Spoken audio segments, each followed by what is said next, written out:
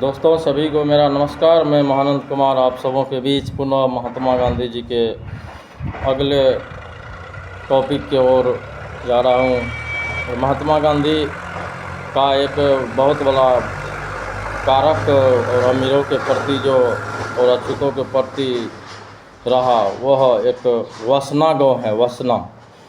वसना में जब उच्च जातियों की श्रेणियों को संबोधित कर रहे थे महात्मा गांधी, तो उसी में एक बहुत बड़ी बात आई थी कि अगर आप लोग अछूतों की सेवा नहीं करेंगे तो फिर स्वराज मिलना मुश्किल है।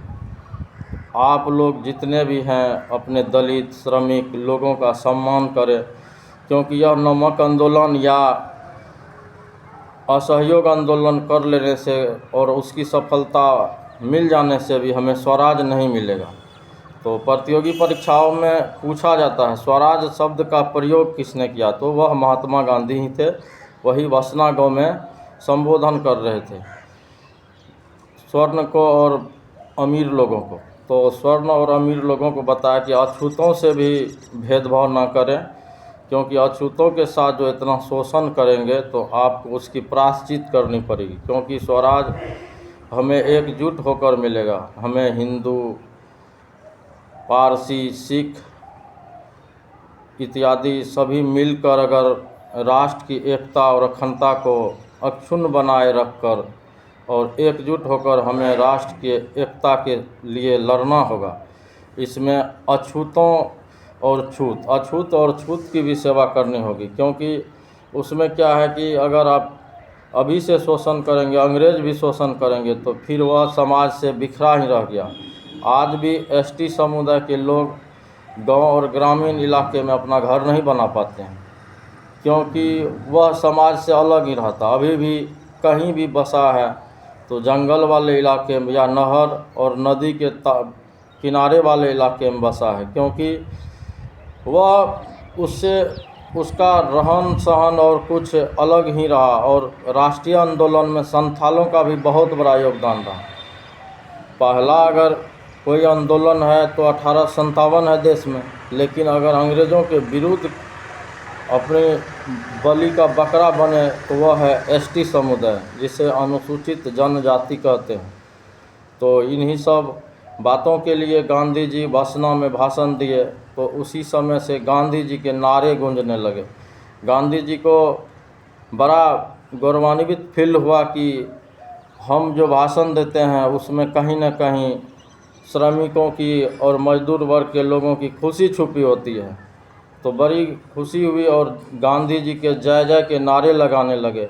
संविधान सभा के अध्यक्ष भीमराव अंबेडकर साहब ने भी उन्हें राष्ट्रपिता कहकर संबोधित किया उसी रैली में, वसना गाँव में ही। लेकिन सर्वप्रथम की बात कहे कि राष्ट्रपिता किसने कहा, तो रंगून टेलीविज़न से 1943 में सुभाष चंद्र बोस ने ही महात्मा गांधी जी को राष्ट्रपिता की उपाधि दी थी।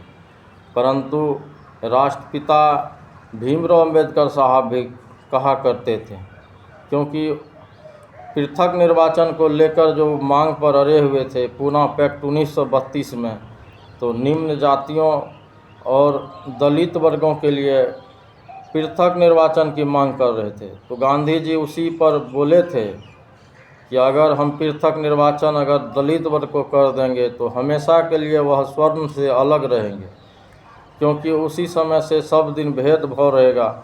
हम उसके लिए आरक्षण प्रणाली की व्यवस्था करेंगे कि कुछ सीट पर आरक्षण के हिसाब से वहाँ भी राज्यसभा लोकसभा में लोग आ सकते हैं देश आज़ादी के बाद।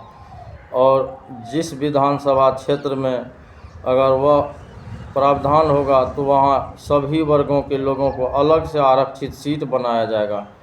तो इसी मांग पर पुना पैक्ट गांधी जी और भीमराव अंबेडकर के बीच समझौता हो जाने के बाद रुक सा गया। जबकि पृथक निर्वाचन करने से, जहाँ तक मेरा मानना है कि गांधी जी सही बोले होंगे, क्योंकि एक तो वैसे भी अछूतों से और गरीब दलितों से बड़े बड़े लोग एक छुआछूत की भावना रखते थे। उसमें महात्मा गांधी जी बड़ी संतुलन बनाकर सरकार को और पब्लिक को एकजुट करके आगे चल रहे थे, क्योंकि इनका जो भी आंदोलन था हिंसात्मक आंदोलन नहीं था, अहिंसात्मक था, जहां खून खराबे कम होती थी। लेकिन 1942 वाला जो आंदोलन रहा, भारत छोड़ो आंदोलन, उसमें तो इन्होंने गरम रुख भी अपना लिया, क्योंकि करो और मरो की नीति कहीं न कहीं गरम दल को भी प्रेरित किया और नरम दल को भी, क्योंकि उसमें सभी नरम दल और गरम दल एकजुट होकर भारत की स्वाधीनता के लिए मर मिटे, और अंततः वह सफल भी हुआ।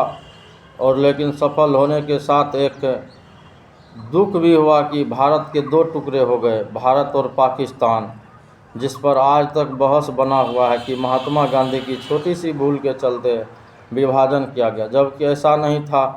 मुस्लिम लीग भी 11 प्रांतों में 8 प्रांत में जीत हासिल किया था उस समय, तो उनको एक बल मिल गया था कि मैं भी चाहूँ तो एक अलग राष्ट्र निर्माण कर सकता हूँ।